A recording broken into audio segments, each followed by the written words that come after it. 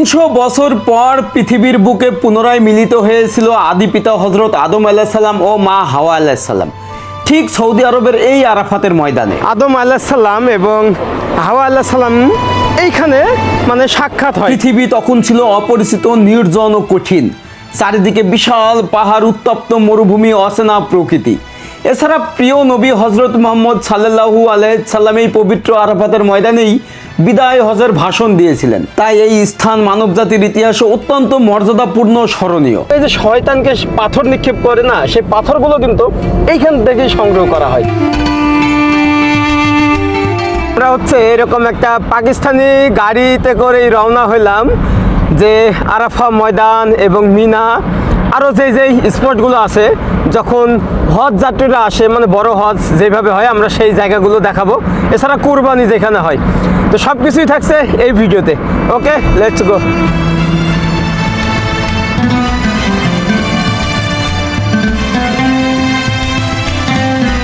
মক্কা নগরী থেকে আমরা রওনা হই পবিত্র আরাফাতের ময়দানের উদ্দেশ্যে।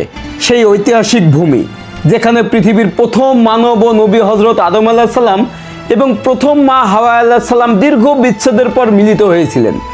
আজকের রাস্তা অনেক আধুনিক, প্রশস্ত ও আরামদায়ক, কিন্তু হাজার হাজার বছর আগে এই পথ ছিল কঠিন মরুভূমির রাস্তা। পাহাড়ি পথ, তীব্র গরম আর অনাবাদী ভূমি ছিল এখানকার বাস্তবতা। যাত্রাপথে মক্কার চারিপাশেই চোখে পড়ে কালচে পাহাড়ের সারি, নেই সবুজ গাছপালা, নেই ছায়া। ধুধু মরুভূমি যেন ইতিহাসের নীরব গল্প শোনায়। প্রকৃতির এই রুক্ষ সৌন্দর্য একদিকে প্রাচীন আরবের স্মৃতি মনে করিয়ে দেয়, অন্যদিকে আধুনিক সৌদি আরবের এমন পরিবর্তন মানুষকে সত্যিই অবাক করে। আসলে যাওয়ার পথে এরকম অসংখ্য পাহাড় দেখা যাচ্ছে, বাট কোনো রকমের সবুজের সমারোহ নেই।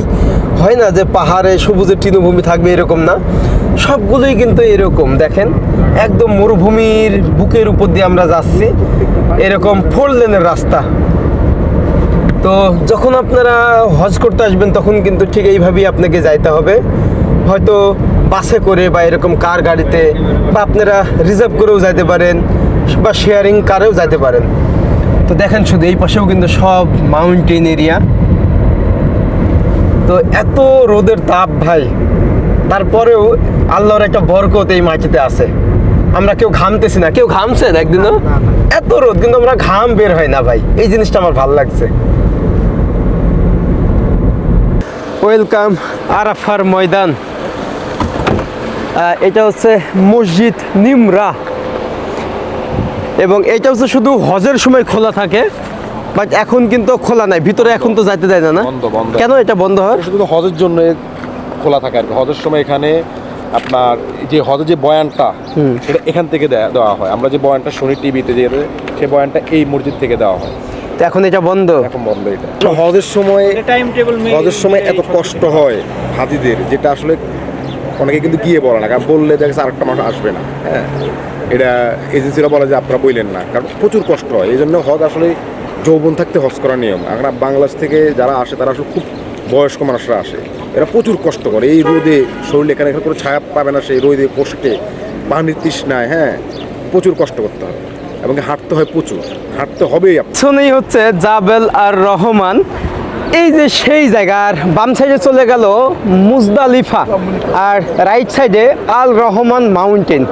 আর ঠিক এই দিক দিয়েই কিন্তু প্রবেশ করতে হবে জাবেল আর রহমান, যেখানে আমাদের আদম আলাইহিস সালাম এবং হাওয়া আলাইহিস সালাম এইখানে সাক্ষাৎ হয় পৃথিবীতে এসে।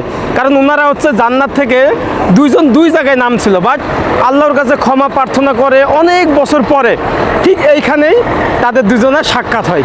তো এই দিক দিয়ে প্রবেশ করতেছি। বিশাল বড় ময়দান, কিন্তু এখানে বাস থেকে শুরু করে সব রকমের যানবাহন আসে। তো এটা গেট, এখানে লেখা আছে কি দানা। তো প্রবেশ পথটা ঠিক এইরকম। আসসালামু আলাইকুম। এবং রুক্ষ পাহাড় কিন্তু সব আমরা হচ্ছে এখন সেই পাহাড়েই প্রবেশ করতেছি। প্রবেশ পথটা কিন্তু ঠিক এরকম, তো এদিক দিয়েই আপনাকে উঠতে হবে। তো এখন অসংখ্য মানুষই প্রবেশ করতেছে, বিভিন্ন দেশ বিদেশ থেকে আসা হাজিরা, মানে যারা উমরা করতে আসছে বা ভিজিট ভিসায় আসছে।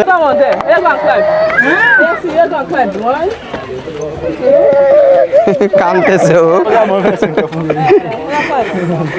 তো এই যে এই দিক দিয়েই প্রবেশ করতে হবে। হয়তো 2 থেকে 3 মিনিট সময় লাগবে, খুব খারাপ পাহাড় না। ঠিক এখানেই হচ্ছে আমাদের আদি পিতা, মানে যিনি হজরত আদম আলাইহিস সালাম, মানে প্রথম নবী এবং তিনি প্রথম মানব এই পৃথিবীতে এসেছিলেন। মানে একটা ভুলের কারণে মহান আল্লাহ তাআলা পরীক্ষার জন্য পাঠাইছিলেন। সেটা হচ্ছে জান্নাতে একটা গাছের নিচে যাইতে নিষেধ করছিল, তো শয়তানে সেখানে ধোঁকা দিয়ে নিয়ে গেছে, এরপর ফল খাইছে। তখন আল্লাহ তাআলা পরীক্ষামূলকভাবে পৃথিবীতে পাঠায়।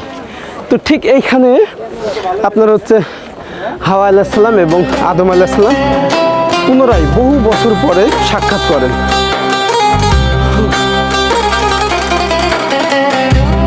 প্রায় 300 বছর পৃথিবী ঘুরতে ঘুরতে এখানেই মানব জাতির আদি পিতা আদম আলাইহিস সালাম ও মা হাওয়া আলাইহিস সালাম মিলিত হন। জান্নাতের শান্ত আলো ভরা পরিবেশে বসবাস করছিলেন তারা, যেখানে ছিল না কোনো কষ্ট, না দুঃখ, না বিচ্ছেদ। আল্লাহ তাদের সবকিছু হালাল করলেও শুধু একটি গাছের কাছে যেতে নিষেধ করেছিলেন, কিন্তু শয়তানের ধোকায় ফাঁদে পড়ে তারা সেই নিষেধ অমান্য করেন। তবে আল্লাহই সর্বোত্তম পরিকল্পনাকারী। জান্নাত থেকে পৃথিবীতে আগমন কোনো শাস্তি মাত্র ছিল না, বরং ছিল মহান এক পরিকল্পনার অংশ। যদি হজরত আদম আলাইহিস সালাম ও হাওয়া আলাইহিস সালাম পৃথিবীতে না আসতেন, তাহলে মানব জাতির সূচনাই হতো না। তাই বিচ্ছেদ, কষ্ট, তওবা ও পূর্ণ মিলনের মধ্য দিয়েই শুরু হয় মানব জীবনের ইতিহাস। তাদের পৃথিবীতে আগমনই ছিল নতুন জীবনের সূচনা, মানব সভ্যতার প্রথম অধ্যায়।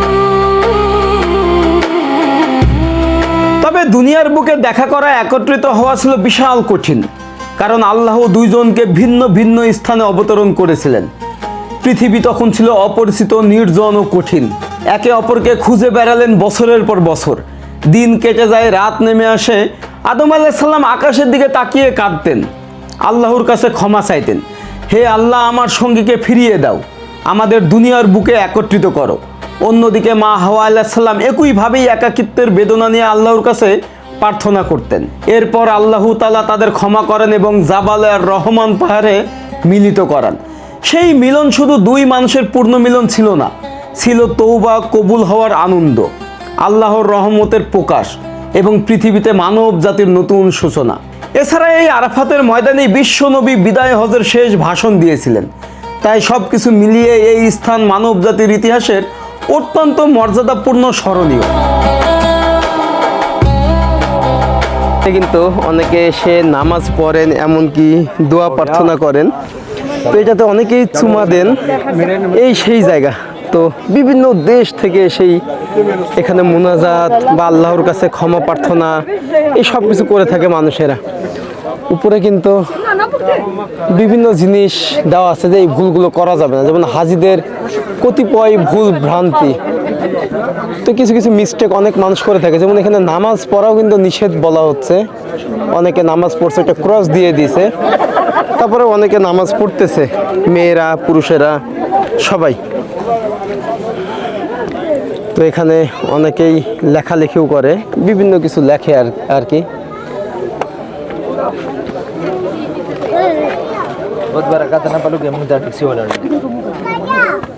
তো আমরা হচ্ছে আরাফার ময়দান থেকে এখন যাচ্ছি মিনা, মুজদালিফা, মানে এই দুইটা জায়গায়। এরপরে আরো অনেক জায়গা আছে, এই সবগুলোই আজকে আপনাদেরকে দেখাবো।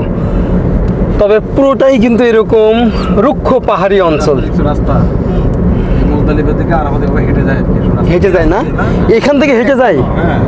আচ্ছা, যখন হাজিরা আসে, হাজি সাহেবেরা, তখন কিন্তু এখান থেকে সব হেঁটে যায়। একবার ভাবেন যে কত কষ্ট করে। তো যাক, আল্লাহ তাআলা আমাদের সবাইকে কবুল করুক, সেই সাথে কামরুল ভাইকেও ইসলামের পথে কবুল করুক, আমিন। মানে যাওয়ার পথে প্রথমে পরে মুজদালিফা, মানে আরাফার ময়দান এবং মিনার ঠিক মাঝখানে, এবং মুজদালিফার পরে যাব হচ্ছে মিনা। তো যাওয়ার রাস্তাটি হচ্ছে এরকম, চারিপাশে রুক্ষ পাহাড়ি পরিবেশ, তো আমি সৌদি আরবের রাস্তাঘাট, এই পাহাড় যত দেখছি তত অবাক হচ্ছে যে আমাদের বিশ্ব নবী এবং আরো কত সাহাবীগণ, কত নবী রাসূলগণ এখানে বসবাস করতেন, যে কত কষ্ট করে জীবনযাপন করতেন। একবার ভাবেন, আর আমরা অট্টালিকায় থাকি, আল্লাহ আমাদের কত সুন্দর করে রাখছে, তারপরেও আমরা আল্লাহর প্রতি সন্তুষ্ট না। আমাদের কত মানে আল্লাহর প্রতি অভিযোগ, কত চাওয়া পাওয়া, একবার ভাবেন। তো সবাই সৌদি আরবে আসলে এই জিনিসটা উপলব্ধি করতে পারবেন। তো আমরা হচ্ছে এখন মুজদালিফা এরিয়ার ভিতরে, আর এখানে কিন্তু হাজী সাহেবেরা 9 জিলহজ সূর্যাস্তের পরে আসেন, এরপরে এখানে রাতে সবাই থাকে এবং এই যে শয়তানকে পাথর নিক্ষেপ করে না, সেই পাথরগুলো কিন্তু এইখান থেকেই সংগ্রহ করা হয়। এই যে সব এই জায়গায় হাজী সাহেবেরা থাকেন। তো আমরা এখন আরাফাতের ময়দান থেকে আমরা রওনা হয়ে মুজদালিফা হয়ে মিনাই। আরাফাত ও মিনার মাঝখানের অংশকে বলা হয় মুজদালিফা। যখন হজ করার জন্য হাজী সাহেবেরা আসেন, তখন আরাফাতের ময়দান থেকে পায়ে হেঁটে মুজদালিফায় রাত্রি যাপন করেন এবং এখান থেকে পাথরের টুকরো নিয়ে পরের দিন মিনার উদ্দেশ্যে রওনা হন, কারণ এই পাথর হাজিরা শয়তানকে নিক্ষেপ করে। তবে পুরো রাস্তাটি হাজিরা পায়ে হেঁটে যান। অনেক সময় প্রচণ্ড গরম ও কষ্ট সহ্য করতে হয়। এমনকি এখানে 2015 সালে পদদলিত হয়ে শত শত হাজিরা মারা গিয়েছিলেন।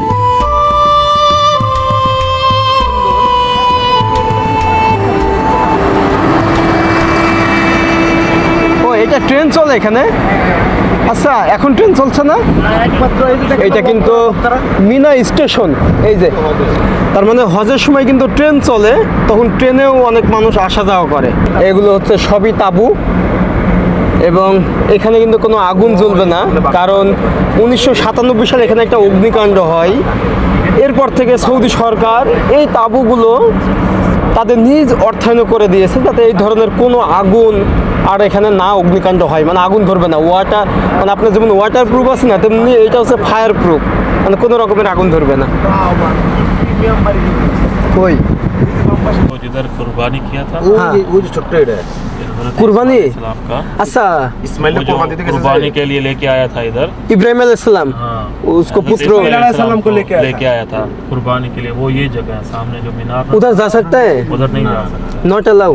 ওটা বাসার বাড়ি আচ্ছা, আমাদের যে নবী যে কুরবানিটা কিভাবে আসলো, এই যে আমরা এখন কুরবানি করি ছাগল, গরু, দুম্বা, তো সেই ইতিহাসটা কিন্তু এখানে। এই যে হযরত ইব্রাহিম আলাইহিস সালাম তার আদরের পুত্রকে কুরবানির জন্য ইসমাইল আলাইহিস সালামকে এখানে আনছিল, এই যে এই জায়গাটা। আমি দেখাই আর উপরে ও मोहम्मद बिन सलमान का घर है, सऊदी बादशाह का घर। अच्छा, वही हाँ, सऊदी बादशाह का घर है। লাল সাইনবোর্ড পিছন বরাবর वो लोग यहाँ पे रहते हैं? जब आता है मक्का में तो फिर इधर रहता है। তো বন্ধুরা এটাই হচ্ছে तो रियाज में होता है ना वो। रियाज? अच्छा, वो जब मक्का में आता है तब इधर रहता है। তো যখন হচ্ছে সৌদির বাদশা মক্কায় আসে তখন এইখানে থাকে। কোরবান করার জন্য একবার ভাবেন তো আল্লাহ তো ভাই, কত ইতিহাস কোরবান করতে গিয়ে সবকিছু নিজের চোখে দেখতেছি, শিখতেছি, জানতেছি এবং আমার মাধ্যমে আপনারা দেখতেছেন। ইব্রাহিম আলাইহিস সালাম যখন ইসমাইল আলাইহিস সালামকে কোরবানি করার জন্য আনছিলেন, এই পয়েন্টটাতেই কিন্তু আপনার কোরবানি করতে গেলেন এবং আল্লাহর রহমতে তিনি যখন কোরবানি দিতে গেছেন তখন কিন্তু দুম্বা কোরবানি হয়ে গেছে। আল্লাহ শুধুমাত্র ইব্রাহিম আলাইহিস সালামকে পরীক্ষা করার জন্য তাকে এই পদক্ষেপ নিতে বলেছিলেন। তার ঈমান নেই, শক্তি দেখার আল্লাহ ইচ্ছা হয়েছিল এবং আল্লাহ দেখছেন। তো ইব্রাহিম আলাইহিস সালাম কিন্তু অনেক পরীক্ষা দিয়েছেন আল্লাহর কাছে। তো তিনি কিন্তু সেই তুলনায় আমরা কিছুই করতে পারি না। আমাদের একটু কষ্ট হইলেই আমরা কই চলে যাই, এসির চলে ছাড়া চলেই না বাবা। ও, তো ফাইনালি আমরা সৌদির বাদশাহ মোহাম্মদ বিন সালমানের বাড়ির পাশেই যেখানে মিনা, সেখানে নামলাম। ওইখানে হচ্ছে সৌদির বাদশার বাড়ি, আর এইটা হচ্ছে সেই জায়গা দেখুন। আর এইটা হচ্ছে মসজিদে খায়েফ এবং হাজার হাজার লক্ষ লক্ষ তাঁবু দেখা যায়, যার কারণে বলা হয় তাঁবুর শহর। এবং এই মসজিদে খায়েফেই আল্লাহর 70 জন নবী নামাজ পড়েছেন ভাই। যে দেখুন, যে রুক্ষ পাহাড়ি চারিপাশে, সেই পাহাড়কে কেন্দ্র করে এখন রাস্তাঘাট গড়ে উঠেছে। বাট তখন কিন্তু কোনো রাস্তাঘাট কিছুই ছিল না ভাই। মানুষ হেঁটে হেঁটে, আমাদের নবী রাসূলগণ হেঁটে হেঁটে এক জায়গায় থেকে আরেক জায়গায় যেতেন, কত কষ্ট করেছেন। আর এখন আমরা রাস্তায় গাড়ি নিয়ে ঘুরতেছি, এসি গাড়ি নিয়ে। ইসলামের এক ঐতিহাসিক জায়গায় অবস্থান করতেছি। আমার পিছনে হচ্ছে মিনা। আপনার হজযাত্রীরা কিন্তু এখানেই তাঁবুতে এসে থাকেন। একসময় হজযাত্রীরা নিজস্ব তাঁবু নিয়ে এসে এখানে হজ করতেন। 1997 সালে যখন এখানে বড় অগ্নিকাণ্ড ঘটে, সৌদি গভর্নমেন্ট কিন্তু ফায়ার প্রুফ তাঁবু সবার জন্য এখানে তৈরি করে দিয়েছেন। সেই তাঁবুগুলো দেখতে পাচ্ছেন এবং পৃথিবীর সবচেয়ে বড় তাঁবুর শহর কিন্তু এটাকেই বলা হয়। আরও একটি হিস্ট্রি আছে। আমার নবী করিম সাল্লাল্লাহু আলাইহি সাল্লাম এখানে বিদায় হজের ভাষণ শেষে তিনি কিন্তু এখানে জোহর, মাগরিব, এশা এবং ফজরের নামাজ আদায় করেন। আরও একটি হিস্ট্রি আছে। এখানে পিছনে একটা মসজিদ দেখতে পাচ্ছেন, মসজিদে খায়েফ। সেই মসজিদে খায়েফে কিন্তু আল্লাহর 70 জন নবী যারা বার্তাবাহক আমাদের জন্য ইসলামের দিনের ঘোষণা নিয়ে আসছিলেন, তারা কিন্তু এখানে নামাজ পড়েছিলেন। আল্লাহ এমন একটা জায়গায় আমাদের আনছেন। প্রতিটা মুহূর্তে আমরা যখনই ভাবি এই ইতিহাসগুলো বলি, মনটা অনেক নরম হয়ে যায়। আল্লাহ আপনার তৌফিক দান করুক, আমিন। পৃথিবীর সবচেয়ে বড় তাঁবুর শহর হলো মিনা, যেখানে 1 থেকে 1.5 লক্ষ তাঁবুর ব্যবস্থা রয়েছে। হজের সময় লক্ষ লক্ষ হাজিরা একসাথে থাকতে পারেন। তবে 1997 সালে অসতর্কতার কারণে এখানে আগুন ধরে অনেক হাজি মারা যান। তখনকার সময় তাঁবু ছিল শুকনা কাঠ ও খড়ের। বর্তমানে সৌদি বাদশাহ ফায়ার প্রুফ তাঁবুর ব্যবস্থা করেছেন। হজের সময় মিনা হলো হাজিদের থাকার কেন্দ্র, যেখানে তারা জামারাতে পাথর মারার, নামাজ আদায় ও কুরবানি করে। এবং এই মিনায় অবস্থিত মসজিদুল খাইফ, বলা হয় 70 জন নবী এখানে নামাজ আদায় করেছেন, তাই এটি খুবই পবিত্র। এখানে নামাজের পর হাজিরা 3টি স্তম্ভে 7টি পাথর ছুঁড়ে শয়তানকে বিদায় জানান। এটি শয়তান ও পাপের প্রতীক। পাথর মারার মাধ্যমে হাজি প্রতিজ্ঞা করেন পাপ থেকে দূরে থাকার এবং আল্লাহর পথে চলা। হচ্ছে সেই জায়গা যেখানে হাজি সাহেবেরা এবং যারা হজ করতে আসেন তারা হচ্ছে 3টা স্তম্ভে শয়তানকে পাথর নিক্ষেপ করেন। তো এই সেই জায়গা ভাই, এই যে দেখা যায়। এবং আমাদের কিন্তু এখন প্রবেশ করতে দিবে না। যারা হাজি বা হজ করতে আসবে একমাত্র তারাই প্রবেশ করতে পারবে এবং তারা এখানেই থাকবে। এরপরে এখানে হচ্ছে আপনার শয়তানকে পাথর নিক্ষেপ করবে। এটা নিয়ম হচ্ছে যে শয়তান থেকে আমরা দূরে থাকা এবং শয়তানকে প্রত্যাখ্যান করা। ফিজ ভাই, এই যে সামনে এই যে জায়গাগুলো দেখা যাচ্ছে, এই একটা জায়গা আরেকটা, এগুলোকে বলা হয় জামারা, যেখানে হাজিরা এসে বাংলাদেশ সহ বিশ্বের বিভিন্ন জায়গা থেকে, দেশ থেকে যেই হাজিরা আসে তারা এসে এখানে শয়তানকে পাথর নিক্ষেপ করে। এগুলোকে বলা হয় জামারা।